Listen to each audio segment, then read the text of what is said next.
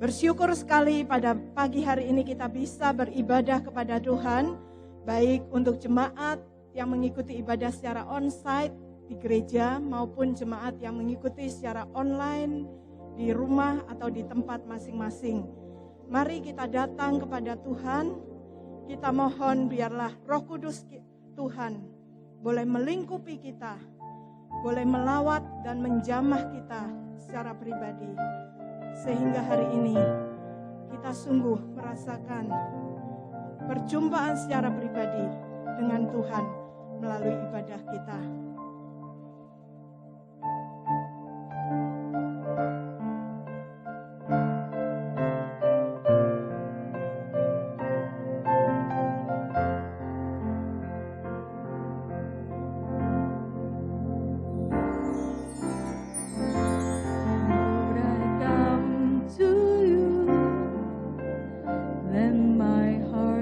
Changed, renewed.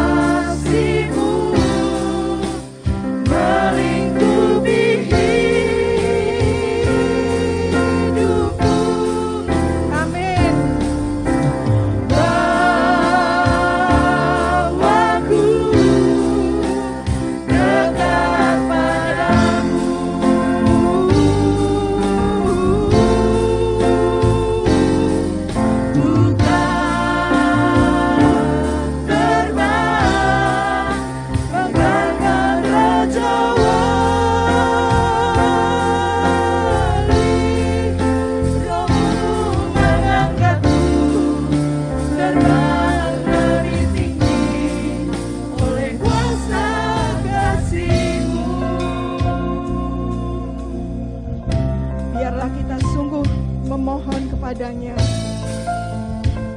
Tatkala kita datang pada pagi hari ini, sungguh Roh Tuhan boleh melengkapi kita, sehingga sungguh kita semua boleh semakin diperbaharui dari hari ke hari.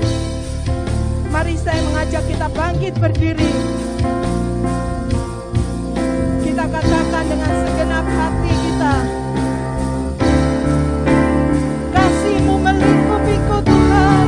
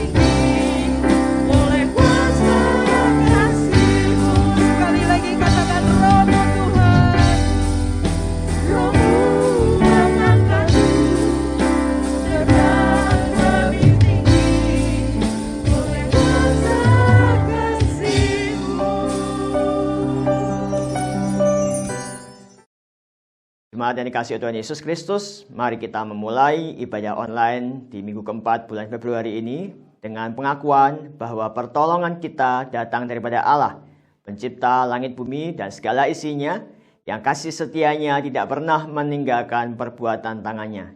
Kiranya turun atas kita sekalian anugerah dan sejahtera di dalam nama Allah Bapa, Putra, dan Roh Kudus. Amin.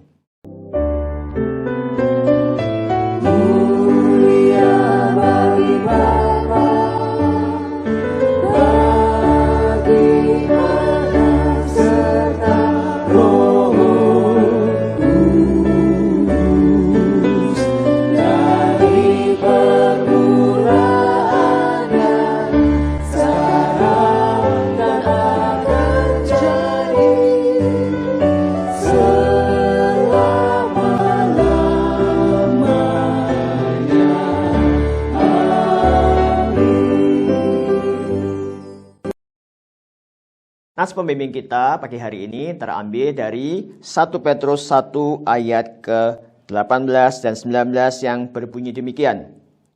Sebab kamu tahu bahwa kamu telah ditebus dari cara hidupmu yang sia-sia, yang kamu warisi dari nenek moyangmu itu, bukan dengan barang yang fana, bukan pula dengan emas, dengan perak atau emas, melainkan dengan darah yang mahal, yaitu darah Kristus yang sama seperti darah anak domba yang tak bernoda dan tak bercacat. Amin, amin, amin.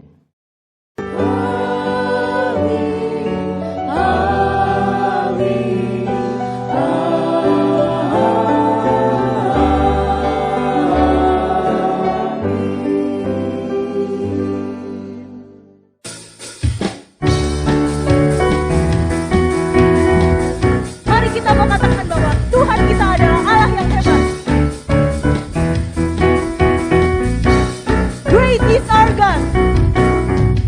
Pelukis cakrawala, merangkai jagat raya, pencipta alam semesta, pemilik kehidupan yang sanggup menyelamatkan. Dialah jalan kebenaran. Kami rindukan kuasa lawatanmu, kebangkitan pasti terjadi. Oh, oh, oh, datanglah dan berkuasa, kuat dan berkuasa, saat hati bersatu, menaikkan pujian, belenggu dipatahkan, mujizat dinyatakan.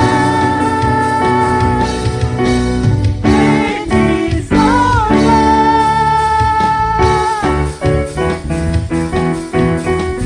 Mari kita mau katakan sekali lagi, Dialah pemilik kehidupan kita, satu-satunya jalan kebenaran.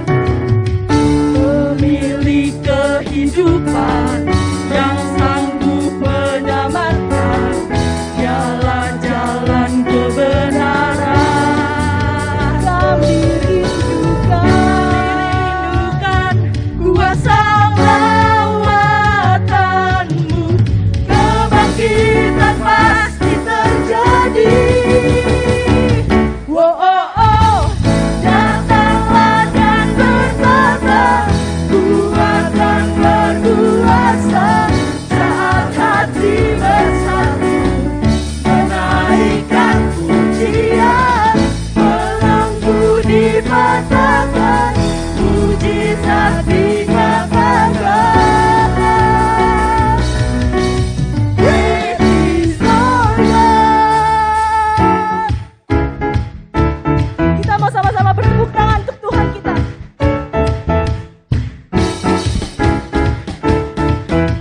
Kita mau katakan bersama-sama, kami rindu Tuhan lawatanmu.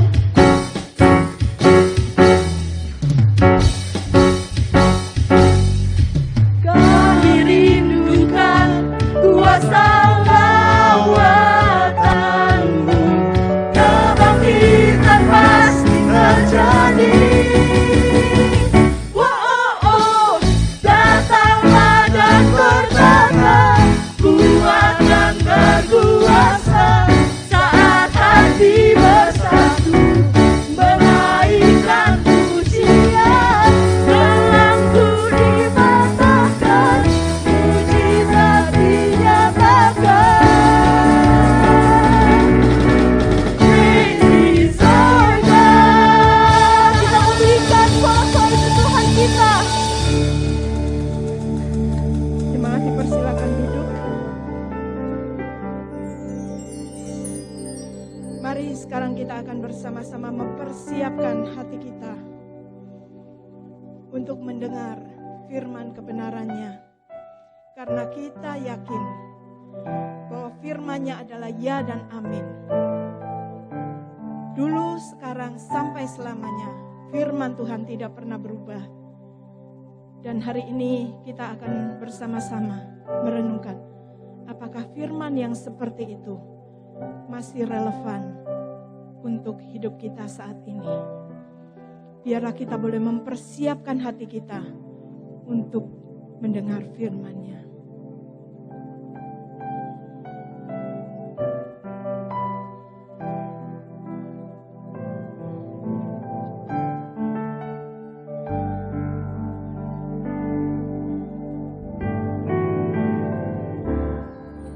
Ku siapkan hatiku Tuhan untuk dengar firman-Mu saat ini. Ku sujud menyembah-Mu Tuhan, masuk hadirat-Mu saat ini. Curahkan urapan-Mu Tuhan. Curahkan urapan-Mu Tuhan bagi jemaat-Mu saat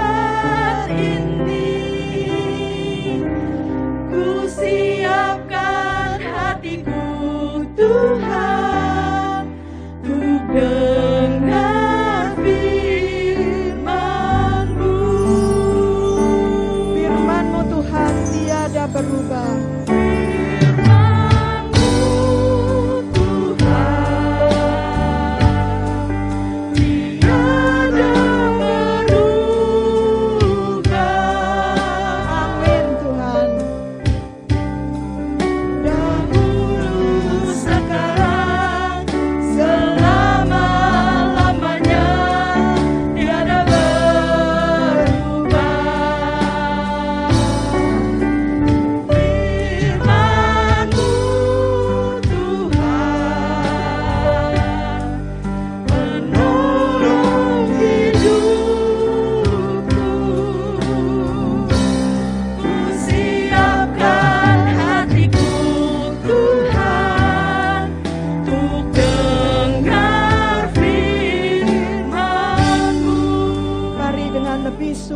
Katakan, ku siapkan hatiku Tuhan.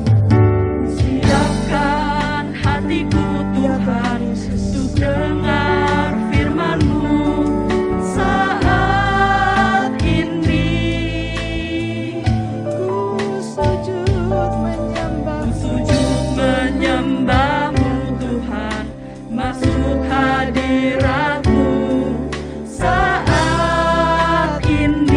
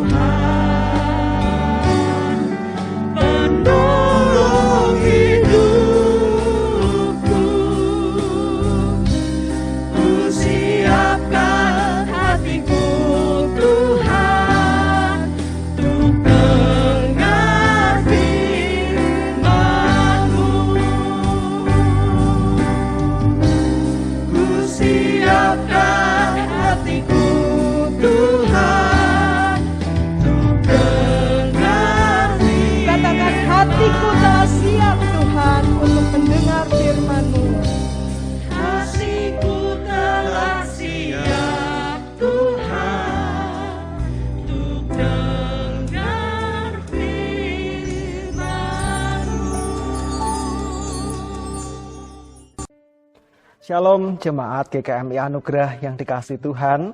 Sungguh saya bersyukur karena hari ini dalam rangka tukar pelayanan mimbar sinode, saya diutus dan dipercaya GKMI Salatiga untuk menyampaikan kebenaran firman Tuhan. Meskipun masih harus kita lakukan secara virtual mengingat kondisi peningkatan penderita virus COVID-19 yang cukup meningkat di beberapa wilayah juga di Jakarta, kiranya tidak mengurangi semangat kita untuk saling melayani, dan hari ini kita juga akan bersama-sama belajar firman Tuhan.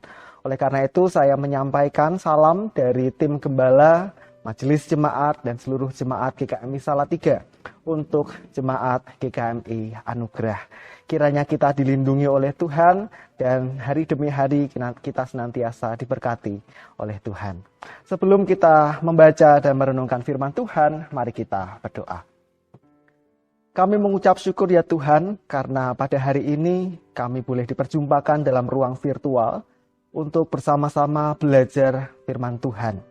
Apa yang kami baca dan kami renungkan kiranya Tuhan berkati, sehingga benih firman Tuhan yang ditaburkan boleh bertumbuh dan berbuah dalam kehidupan kami setiap hari. Urapilah hamba-Mu dan kami semua yang merenungkan firman Tuhan. Di dalam nama Tuhan Yesus kami berdoa dan mengucap syukur. Amin. Saya mengajak kita semua untuk membuka Injil Yohanes pasal yang pertama ayat 29 sampai 34. Injil Yohanes pasal yang pertama ayat 29 sampai 34, demikian firman Tuhan. Pada keesokan harinya Yohanes melihat Yesus datang kepadanya dan ia berkata, "Lihatlah anak domba Allah yang menghapus dosa dunia. Dialah yang kumaksud ketika aku katakan kemudian daripadaku akan datang seorang yang telah mendahului aku, sebab dia telah ada sebelum aku. Dan aku sendiri pun mula-mula tidak mengenal dia, tetapi untuk itulah aku datang dan membaptis dengan air, supaya ia dinyatakan kepada Israel." Dan Yohanes memberi kesaksian, katanya, "Aku telah melihat Roh turun dari langit seperti merpati, dan ia tinggal di atasnya. Dan aku pun tidak mengenalnya, tetapi dia yang mengutus aku untuk membaptis dengan air telah berfirman kepadaku, jikalau engkau melihat Roh itu turun ke atas seseorang dan tinggal di atasnya, dialah itu yang akan membaptis dengan Roh Kudus. Dan aku telah melihatnya dan memberi kesaksian. Ia inilah anak Allah." Demikian jauh pembacaan firman Tuhan. Kiranya kita ditolong untuk mengerti dan menghidupinya. Bapak, Ibu, dan saudara yang kasih Tuhan, jika kita mengingat kembali perjalanan yang pernah kita lalui sampai pada akhirnya kita memutuskan untuk menerima Yesus sebagai Tuhan dan Juru Selamat. Mari kita mengingat kembali faktor apa yang memengaruhi kita, mempengaruhi Anda sampai Anda memilih Yesus sebagai Tuhan dan Juru Selamat. Ada banyak faktor yang memungkinkan. Di hari-hari ini lebih banyak orang yang menjadi Kristen atau mengikut Yesus karena faktor keluarga. Karena terlebih dahulu keluarganya sudah seorang Kristen atau sudah beriman kepada Tuhan Yesus. Tetapi ada pula yang menjadi seorang Kristen karena faktor pasangan atau karena faktor pekabaran Injil yang pernah dialami, atau juga penemuan sendiri dalam pengalaman rohani perjumpaan dengan Tuhan Yesus yang kemudian disambut dengan kesungguhan hati untuk berfirman kepada Kristus. Bapak, Ibu, dan saudara yang kasih Tuhan, pada prinsipnya bukan hanya persoalan faktor apa yang memengaruhi kita untuk menerima Yesus sebagai Tuhan dan Juru Selamat. Tetapi pada akhirnya harus sampai di titik sejauh mana kita mengenal Yesus sampai kita yakin dan beriman bahwa ya, Dia adalah Tuhan dan Juru Selamat yang kita perlukan. Karena jika kita tidak mencapai kedalaman atau titik ini, kita akan menjadi orang Kristen yang lebih rentan ketika diperhadapkan dengan tantangan dan cobaan. Teks kita hari ini, kalimat ajakan Yohanes Pembaptis yang dipilih oleh sinode menjadi tema pada hari ini. Tidak hanya untuk mempersuasi orang yang ada pada waktu itu, yang hadir pada waktu itu, melihat kepada Yesus yang disebut sebagai anak domba Allah. Tetapi Yohanes Pembaptis mengajak setiap orang yang hadir saat itu untuk memahami siapakah Yesus itu. Siapakah pribadi yang ikut hadir di tengah-tengah mereka, bahkan turut menerima baptisan Yohanes Pembaptis itu. Bapak, Ibu, dan saudara yang kasih Tuhan, Injil Yohanes yang dikenal sebagai Injil yang memaparkan keilahian Yesus seringkali menggunakan banyak ungkapan yang khas untuk menyebut bahwa Yesus adalah Tuhan. Dan salah satunya adalah ungkapan Yesus sebagai anak domba Allah. Mengapa Yohanes Pembaptis menggunakan ungkapan ini? Mengapa ia tidak langsung merujuk pada ungkapan bahwa Yesus adalah Mesias yang telah dinantikan oleh bangsa Israel? Bapak, Ibu, dan saudara yang kasih Tuhan, Mesias dalam konsep Taurat dipahami masyarakat Israel sebagai raja. Raja yang berkemenangan dan suatu saat menegakkan kembali tahta Israel. Disebut dengan berkemenangan karena waktu itu kondisi Israel sendiri sedang terpuruk dalam penjajahan bangsa lain. Seorang penulis buku bernama Tim Stafford dalam bukunya Surprised by Jesus menyebutkan bahkan tidak ada hal yang membanggakan bagi Israel selain mereka dikenal sebagai bangsa yang miskin, bangsa yang dijajah, bahkan bangsa yang karakternya disebut tegar tengkuk. Dengan fakta demikian, wajar jika idealisme mereka tentang Mesias selalu berbicara tentang seorang raja secara politis yang bertahta, duduk dalam singgasana, mengangkat keterpurukan yang mereka dihadapi oleh Israel secara politik. Kita juga tidak bisa mengesampingkan teks-teks perjanjian lama yang menyatakan bahwa Mesias sang Raja Damai akan mengalami penderitaan. Israel meyakini bahwa memang Mesias akan menderita, tetapi penderitaan yang dialami pribadi Mesias itu kelak akan membawa bangsa ini menang dan membangun kembali kebanggaan Israel bersatu. Semua berbicara tentang Mesias yang adalah tokoh politik. Nah, Bapak, Ibu, dan Saudara yang kasih Tuhan, itulah mengapa Yohanes Pembaptis dalam peristiwa ini mengajak orang-orang untuk melihat Yesus bukan dengan sebutan Mesias, tetapi justru sebagai anak domba Allah. Yohanes Pembaptis hendak membuka pemahaman orang-orang saat itu bahwa ya betul, Yesus adalah Mesias, tetapi ia Mesias yang dikorbankan sebagai anak domba Allah. Dan korban itu ditujukan untuk menebus dosa bangsanya, bahkan dosa dunia.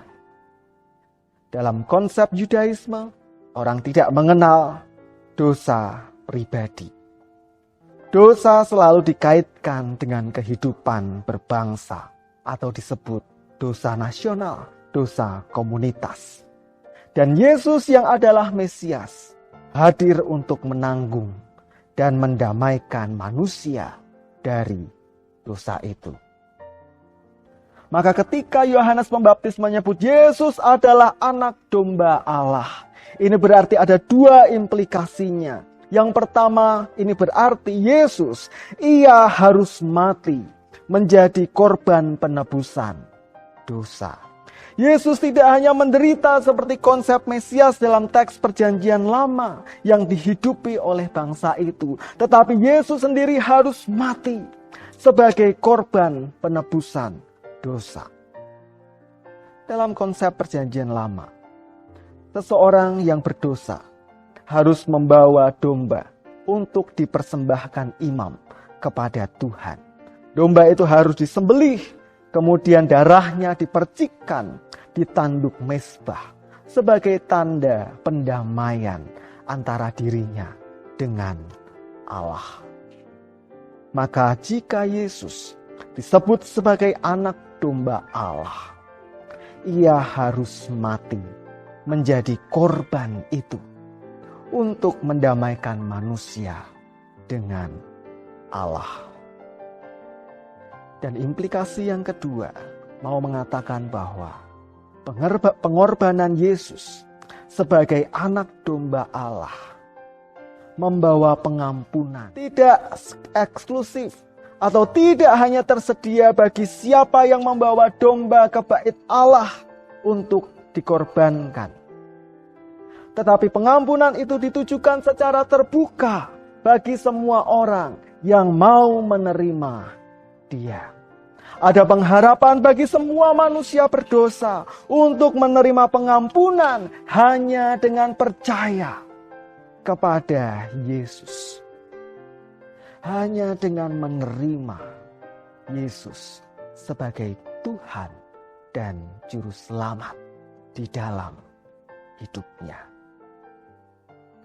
Masalahnya Bapak, Ibu, dan Saudara yang kasih Tuhan, untuk percaya bahwa Yesus adalah anak domba Allah, atau Yesus adalah Mesias. Kita perlu bukti-bukti kuat yang menyatakan bahwa Yesus benar adanya anak domba Allah dan Mesias yang Allah hadirkan untuk mendamaikan dunia dengan dirinya.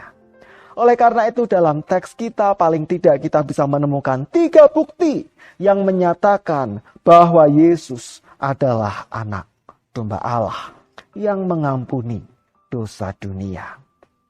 Bukti yang pertama kita bisa temukan di sana bahwa sebagai anak domba Allah, Yesus tidak bercela atau tidak berdosa. Bapak, Ibu, dan saudara yang kasih Tuhan, dalam perjanjian lama, jika orang hendak memberikan korban bakaran binatang, binatang itu harus dipastikan sempurna, tidak bercacat atau tidak bercela, termasuk korban penebusan dosa. Domba yang dikorbankan harus domba yang sempurna, tidak ada cacatnya, tidak bercela. Dan firman Tuhan ditunjukkan dalam Ibrani pasal 4 ayat 15, 2 Korintus 5 ayat 21 menyatakan bahwa Yesus pun tidak didapati dosa atau cacat celah dalam hidupnya. Maka pertanyaannya, jika Yesus tidak berdosa, mengapa ia dibaptis oleh Yohanes Pembaptis? Bukankah baptis menjadi panggilan pertobatan dan pengampunan dosa? Maka Yesus bertobat dari apa? Diampuni dari dosa apa? Nah, Bapak, Ibu, dan saudara yang kasih Tuhan, sekali lagi, konsep Yudaisme, mereka tidak mengenal dosa pribadi atau dosa personal, melainkan dosa komunitas, dosa nasional. Teks-teks perjanjian lama selalu menyatakan bahwa oleh karena satu orang, setiap orang menyandang status dosa. Manusia pertama yang jatuh dalam dosa, oleh karena itu semua manusia terhisap dalam dosa. Dan dalam perjalanan Israel, satu pemimpin berbuat dosa, seluruh bangsa hidup di dalam dosa. Maka ketika Yesus dibaptis, sesungguhnya ini mau menunjukkan bahwa ia menerima kenyataan dosa komunitas atau dosa nasional yang ditanggung oleh bangsanya, yaitu dosa kegagalan setia kepada Tuhan Allah. Namun di dalam pribadinya sendiri, di dalam Yesus, ia tidak didapati dosa apapun. Maka Yesus adalah anak domba Allah yang tidak bercela. Ia memberikan dirinya sebagai korban penebusan dosa bagi Israel dalam dosa komunitas, dosa nasional yang ditanggung oleh bangsa itu. Tetapi di saat yang sama ia juga mau mencelikan bahwa di samping dosa komunitas ada perbuatan-perbuatan yang disebut dengan dosa personal. Dosa yang dilakukan secara pribadi karena hidup tidak taat kepada Tuhan Allah. Dan keduanya diampuni di dalam pengorbanan Yesus Kristus. Bukti yang kedua, ayat 30 dan 31 di sana menyatakan bahwa Yesus adalah Allah itu sendiri. Yohanes Pembaptis mengatakan bahwa akan datang seorang yang telah mendahului aku, sebab ia telah ada sebelum aku. Jika itu merujuk kepada Yesus, bukankah Yesus lebih muda? Paling tidak 6 bulan. Lebih muda daripada Yohanes Pembaptis. Maka Yohanes Pembaptis sesungguhnya hendak menyatakan kepada setiap pendengarnya bahwa pribadi yang disebut dengan Yesus adalah pribadi Allah yang mewujud dalam bahasa yang kita kenali, yaitu manusia. Yesus adalah Allah, tetapi ia juga adalah manusia. Ia 100% Allah, 100% manusia. Ya Allah yang hendak melawat manusia. Allah yang merindukan manusia didamaikan dengan dirinya. Allah yang turun ke dunia untuk dimengerti dan turut merasakan kemanusiaan kita. Sedangkan bukti yang ketiga, ayat 34 menyatakan bahwa Yesus adalah anak Allah. Dan kalimat ini bukan dinyatakan oleh Yohanes Pembaptis, tetapi dideklarasikan sendiri oleh Allah. Apalagi yang lebih menguatkan selain deklarasi Allah sendiri bahwa Yesus adalah anak tunggalnya. Dalam peristiwa baptisan yang ia terima melalui Yohanes Pembaptis, keempat Injil mengatakan, langit terbuka dan turunlah roh dalam rupa burung merpati. Kemudian terdengarlah suara yang berkata, inilah anakku yang kukasihi, kepadanya aku berkenan. Bapak, Ibu, dan saudara yang kasih Tuhan, maka ini menguatkan kita bahwa Allah sendiri menyebut Yesus sebagai anaknya. Maka status ini bukan hanya sebuah identitas rohani bagi Yesus, melainkan sebuah jati diri Yesus yang dihadirkan sebagai utusan Allah atau Mesias, atau yang diurapi, yang dipilih untuk mengangkat manusia dari dosa dan mendamaikan manusia dengan Allah. Bapak, Ibu, dan saudara yang kasih Tuhan, bukti-bukti di atas menyatakan Yesus adalah anak domba Allah yang menebus dosa manusia, dosa dunia. Seperti kalimat Yohanes Pembaptis, ia anak domba Allah. Maka sikap apa yang harus kita tunjukkan sebagai respon iman kepada Yesus Kristus yang telah menebus dunia? Mari kita belajar. Yang pertama, wartakan pengharapan bahwa ada pengampunan di dalam Yesus Kristus. Mungkin bagi kita yang sudah sadar betul bahwa kita sudah menerima Yesus Kristus, kita telah diampuni di dalam Dia. Tetapi masih ada orang-orang yang putus harapan oleh karena dosanya.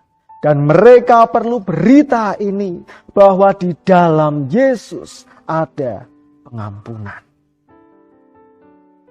Di masa di mana banyak orang menjadi individualis ini, apakah kita masih punya keprihatinan, masih punya hati ketika melihat seseorang yang kita ketahui di dalam hidupnya masih bergumul dengan dosa? Atau jangan-jangan kita hanya bangga seorang diri sebagai orang yang sudah diselamatkan di dalam Yesus? Lihatlah kepada Yesus Kristus yang mau menanggung dosa komunitas, dosa bangsa Israel, dosa nasional. Ia turut merasa hancur ketika umat Yahudi atau bangsa Israel jatuh dalam dosa para pemimpin. Maka ini menjadi sebuah otokritik bagi kita sendiri. Kalau kita melihat orang yang hidupnya dalam dosa, adakah rasa hancur dalam hati kita? Adakah rasa prihatin dalam diri kita? Sehingga muncul dorongan untuk mengabarkan ada pengampunan di dalam Yesus Kristus. Jadi Bapak, Ibu, dan saudara yang kasih Tuhan, sebagai pribadi yang sudah diselamatkan oleh darah anak domba Allah, kita dipanggil untuk mewartakan berita pengampunan itu kepada setiap jiwa yang hancur dan bergumul di dalam dosa, bahwa tersedia pengampunan di dalam Yesus Kristus. Dan hal kedua yang bisa kita lakukan bagi setiap kita yang sudah diampuni oleh darah anak domba Allah, ada tugas yang harus kita kerjakan, yaitu menghargai pengorbanan Tuhan Yesus. Ini mengingatkan kepada kita untuk menjaga iman kita dalam setiap tantangan yang harus kita hadapi dengan tetap mengerjakan disiplin rohani secara tekun, bahkan menekuni firman Tuhan. Di saat kita harus menyesuaikan dengan situasi pandemi, sehingga peribadahan yang memperjumpakan kita hanya seminggu sekali harus dilakukan dalam ruang virtual, masihkah kita tekun mengerjakannya? Belum lagi dengan disiplin rohani lain yang selalu berbenturan dengan kesulitan waktu, dengan kemauan kita, dengan kesibukan dan siklus kehidupan yang kita jalani tiap hari. Masihkah kita tekun mengerjakan itu semua? Dengan demikian, kita diingatkan, pertobatan yang membawa pengampunan itu harus ditunjukkan dengan bagaimana kita memelihara iman kita di dalam Dia. Dan di sisi lain, pengampunan yang sudah kita terima, hidup baru yang kita terima dalam Yesus Kristus harus ditunjukkan dengan sikap etis saat hidup berdampingan dengan sesama, termasuk dengan melawan kompromi sekulerisme. Di saat kita berjumpa dengan tantangan pekerjaan, tantangan studi, tantangan usaha, bahkan diperjumpakan dengan orang-orang yang menghidupi nilai-nilai sekuler yang tidak sesuai dengan firman Tuhan. Tegaskah kita untuk tetap berpegang pada iman dan firman yang telah dinyatakan kepada kita?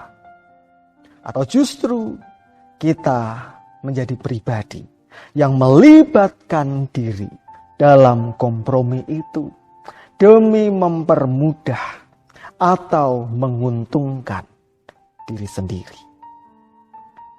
Maka pagi ini kita belajar syukuri pengorbanan Yesus sebagai anak domba Allah dengan tetap pegang teguh iman kita kepadanya, sehingga pendamaian yang Ia lakukan tidaklah sia-sia. Kerjakan disiplin rohani kita, kerjakan firman Tuhan dalam berbagai tantangan yang kita hadapi.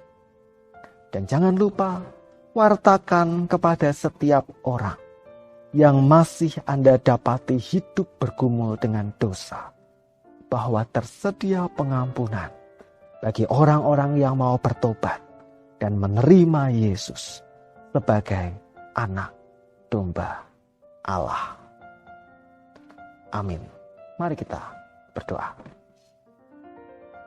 Sungguh kami bersyukur karena Engkau, Yesus, adalah anak domba Allah yang Tuhan utus untuk menebus dosa dunia, dosa-dosa kami.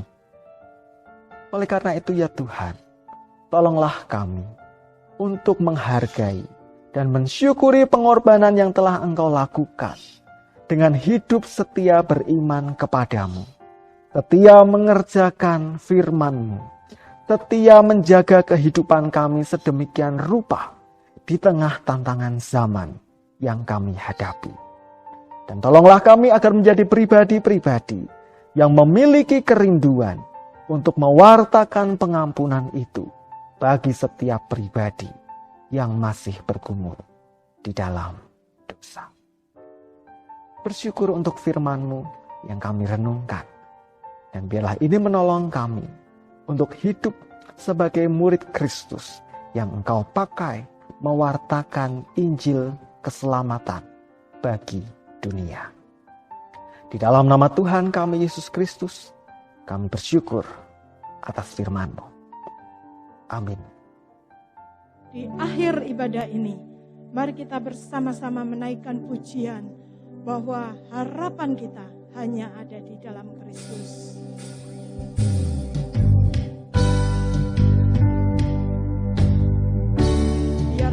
kita boleh menyerahkan seluruh hidup kita kepadanya, karena Dialah satu-satunya harapan kita.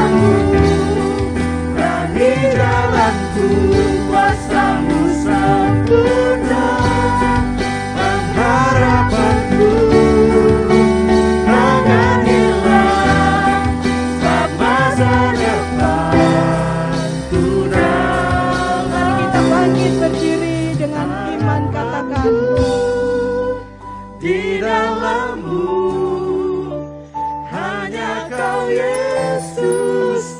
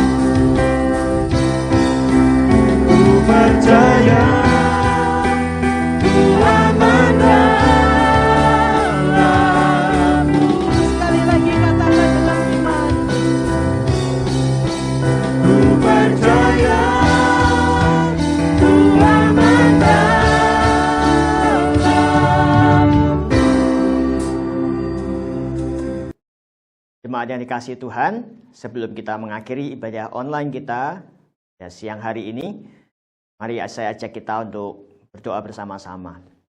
Bapa, di dalam nama Tuhan Yesus, kami bersyukur Engkau sudah menolong kami di dalam beribadah meskipun secara online di dalam masa pandemi ini Tuhan. Tetapi kami percaya bahwa kerinduan itu terus Tuhan tanamkan di dalam hati kami untuk bersekutu, untuk kami boleh terus bertumbuh di dalam pengenalan akan firman Tuhan. Terima kasih Tuhan Yesus, kami bersyukur. Terima kasih untuk hamba-Mu, Bapak Paulus yang sudah menyampaikan kebenaran firman Tuhan. Biarlah Tuhan yang memberkati hamba-Mu dan kiranya terus Tuhan memakai dimanapun Tuhan menempatkan. Kami bersyukur Tuhan, kami terus berdoa untuk pemerintah kami di dalam mengatasi pandemi virus Omikron ini Tuhan. Kami percaya hikmat Tuhan menolong. Kami berdoa Tuhan Yesus, biarlah Tuhan yang memimpin para pemimpin negara kami ini, supaya diberikan hikmat oleh Tuhan. Tolong setiap kami sebagai warga negara yang bertanggung jawab juga untuk bisa mendisiplin diri kami. Terima kasih, kami bersyukur, kami percaya bahwa ada perlindungan Tuhan bagi negara kami. Juga khususnya juga untuk dunia ini di dalam situasi pandemi. Terima kasih Tuhan Yesus, kami bersyukur. Kami juga bersyukur untuk setiap keluarga yang berulang tahun pernikahan di bulan Februari ini. Kami berdoa untuk keluarga Pak Adrianus, untuk keluarga Arif Mandraha, berdoa untuk keluarga Agung Setiawan, untuk keluarga Vero Wijaya, keluarga Cendro Hartono, dan keluarga Willy Avandi. Terima kasih Tuhan Yesus, kami bersyukur untuk pasangan suami istri yang Tuhan sudah persatukan ini. Biarlah Tuhan terus bekerja di dalam setiap kehidupan keluarga masing-masing, untuk mereka terus bertumbuh di dalam kasih Tuhan. Terima kasih Tuhan, kami berdoa biarlah mereka boleh terus menyatakan kasih Tuhan dimanapun mereka berada, secara khusus di dalam keluarga mereka. Terima kasih Bapak, kami juga bersyukur untuk, kami mendoakan untuk rencana penahbisan pendeta atas diri hamba-Mu ini. Nanti pada tanggal 3 Maret kami menyerahkan kepada Tuhan. Terima kasih Tuhan untuk kepercayaan yang Tuhan berikan, proses yang Tuhan terus jalankan di dalam kehidupan hamba-Mu ini. Dan ketika nanti akan ditahbiskan sebagai pendeta, nanti tanggal 3 Maret nanti pun Tuhan yang memberkati seluruh acara yang sudah dipersiapkan, dan juga rencana untuk hamba-hamba Tuhan yang akan hadir. Biarlah semua Tuhan pimpin. Juga Tuhan berkati dengan cuaca dan juga keamanan. Kami berdoa biarlah di dalam ibadah ini sungguh-sungguh nama Tuhan yang ditinggikan. Kami bersyukur untuk ibadah kami pada siang hari ini. Jemaat sekalian, mari saya ajak jemaat sekalian untuk bangkit berdiri. Kita akan menutup ibadah kita dan kita menerima berkat Tuhan. Tuhan memberkati engkau dan melindungi engkau. Tuhan menyinari engkau dengan wajah-Nya dan memberi engkau kasih karunia. Tuhan menghadapkan wajah-Nya kepadamu dan memberi engkau damai sejahtera. Amin.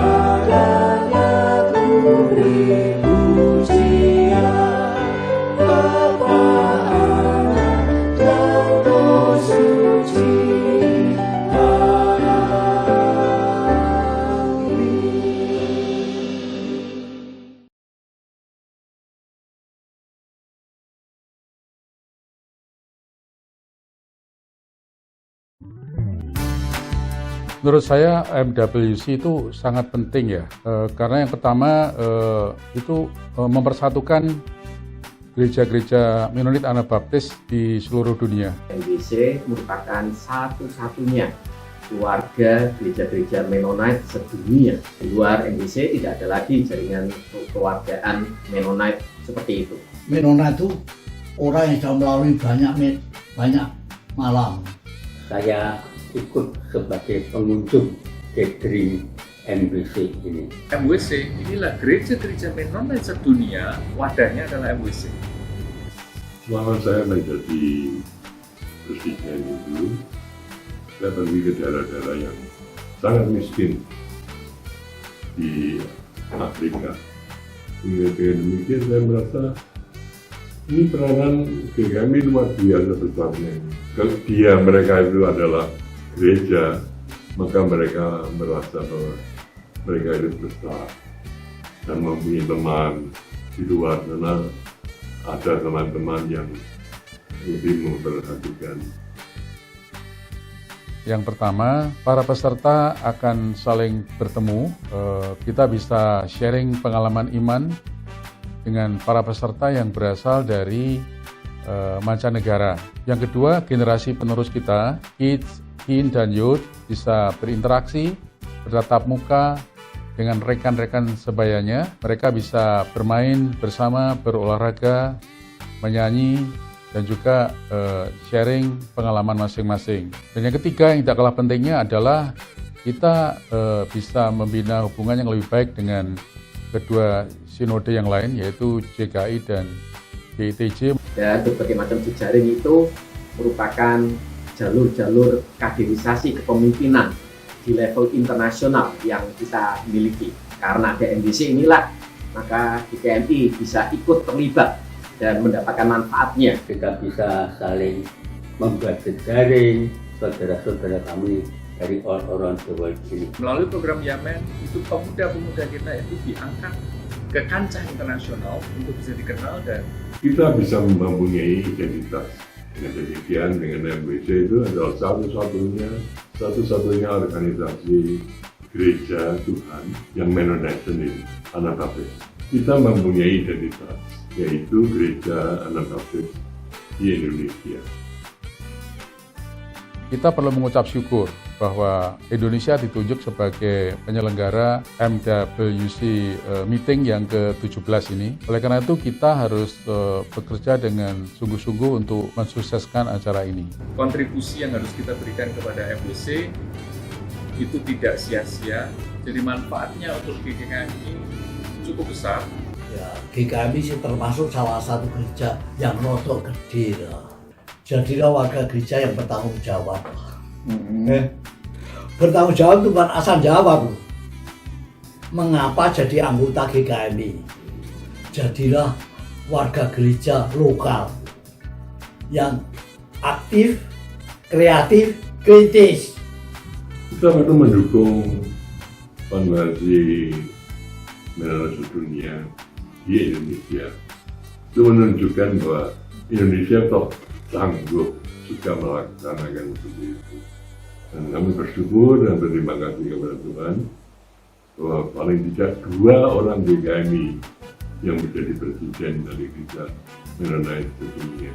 Berkontribusi apapun yang kita punya, apapun yang berkat semuanya dari Tuhan diberikan kepada kita bisa distribusikan kepada teman-teman yang lain. Dan kontribusi kita bisa sampaikan, kita bisa support, kita bisa partisipasi mendukung pelayanan ini. Di Semarang ada pusatnya kaum Mennonite Indonesia. Kita bisa hadir, tidak seperti tahun 1990 di mana saya pergi jauh-jauh ke Winnipeg untuk merasakan itu pertama kali dan kemudian terlibat. Tapi saudara-saudara lainnya juga bisa ikut di dalam semaraknya Mennonite World Conference ini. Karena ini mumpung ada di sini, mari kita song-song, kita sambut, dan kita satukan hati kita untuk kemuliaan Tuhan dan kebesaran kerajaan. Amin. Tuhan memberkati kita semuanya. Kita memang perlu mendukung. Nah, di tingkat yang lebih luas, kita juga saling tolong-menolong dengan sinode-sinode gereja Mennonite lainnya di tingkat dunia. Dan oleh karena itulah kita perlu mendukung Temu Raya MBC yang akan diadakan pada tanggal 5 hingga tanggal 10 Juli tahun 2022. Tuhan memberkati.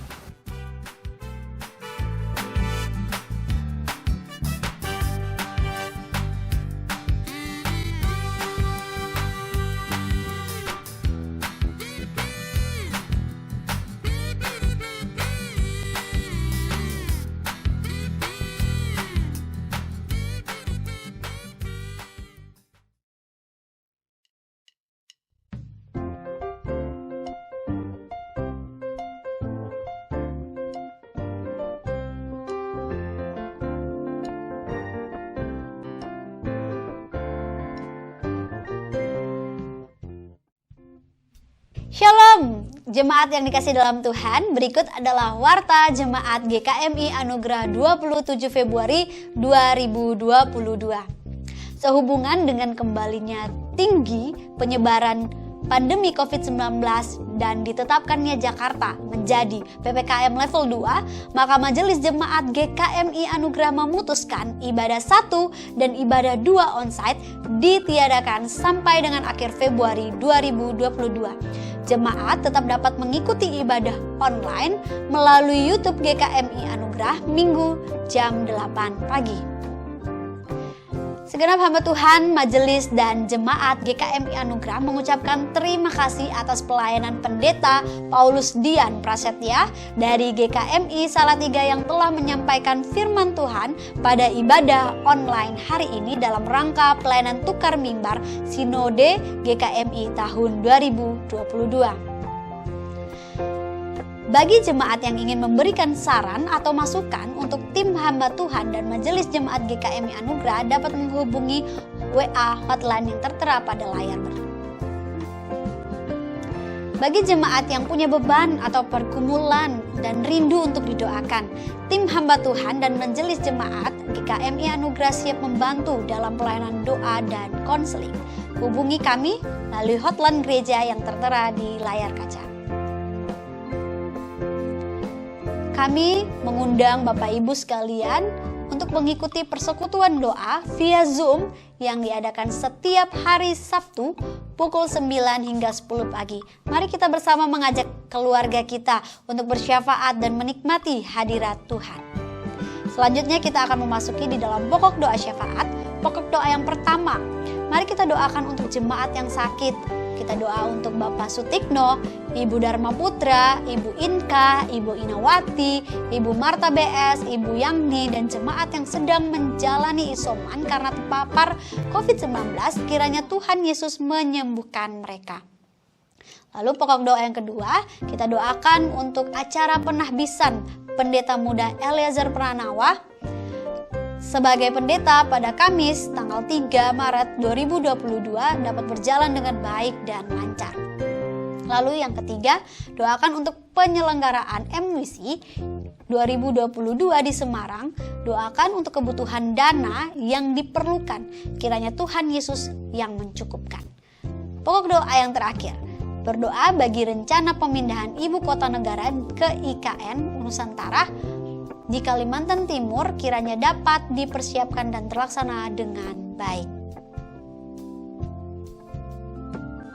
Untuk info selanjutnya, kebaktian pentahbisan pendeta akan dilakukan atas diri Pendeta Muda Eliezer Pranawa Setiawan MTH yang diadakan hari Kamis tanggal 3 Maret bertempat GKMI Anugerah. Bapak Ibu, silakan scan barcode ini untuk mempermudah Bapak Ibu sekalian untuk mendukung pelayanan diakonia GKMI Anugerah.